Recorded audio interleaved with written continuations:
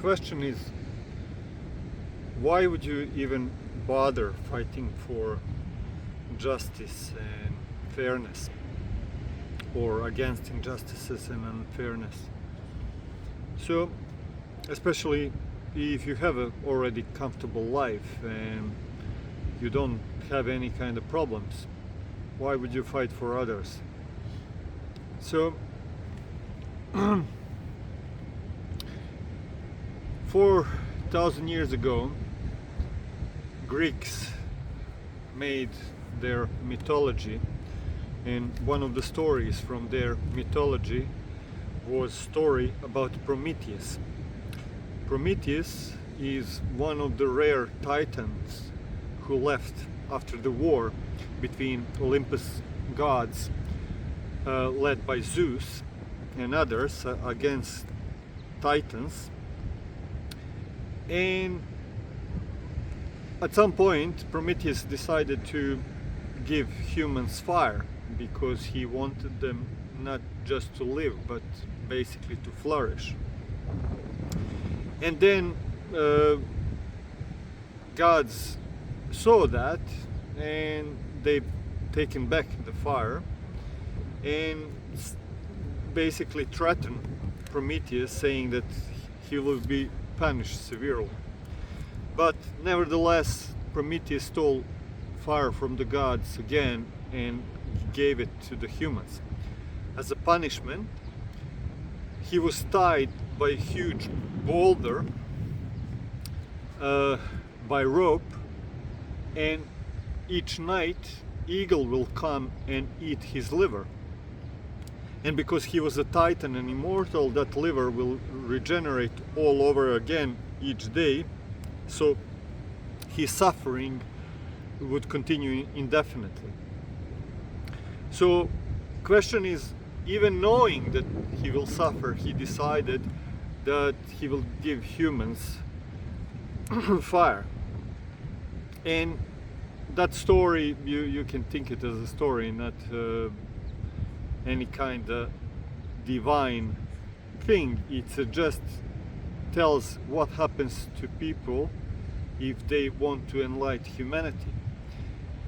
So 2000 years later, in Christianity, we have a different story, where to bring a knowledge to humans how to live and how to behave nicely to one another, Christ suffered greatly and he was crucified. So again, it's a valid question: why would you suffer, endure all those things, especially knowing that like many scientists and artists in our history suffered greatly because they wanted to enlighten humanity? Well, answer is very simple. We think that ultimate intelligence is love. So because of the love, each of them was prepared to sacrifice his own life. So you have to ask yourself, do you love only yourself or the others? And if you love others, what are you prepared to do for them?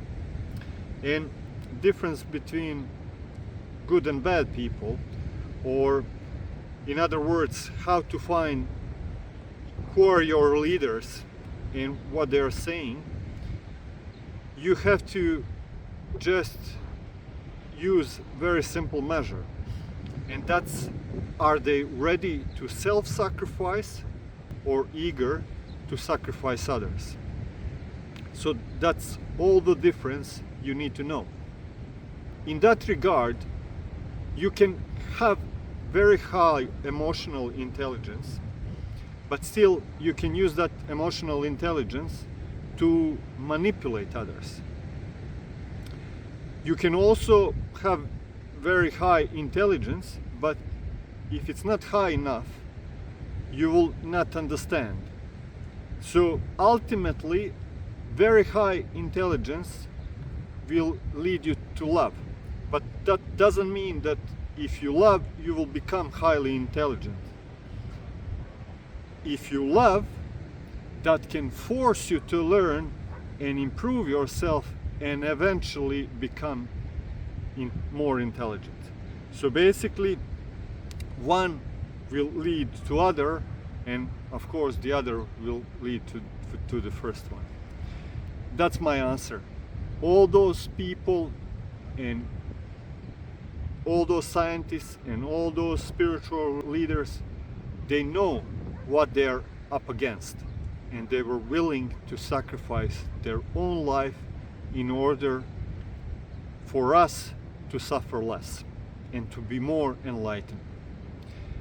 That's it for today. Thank you and see you again. Bye.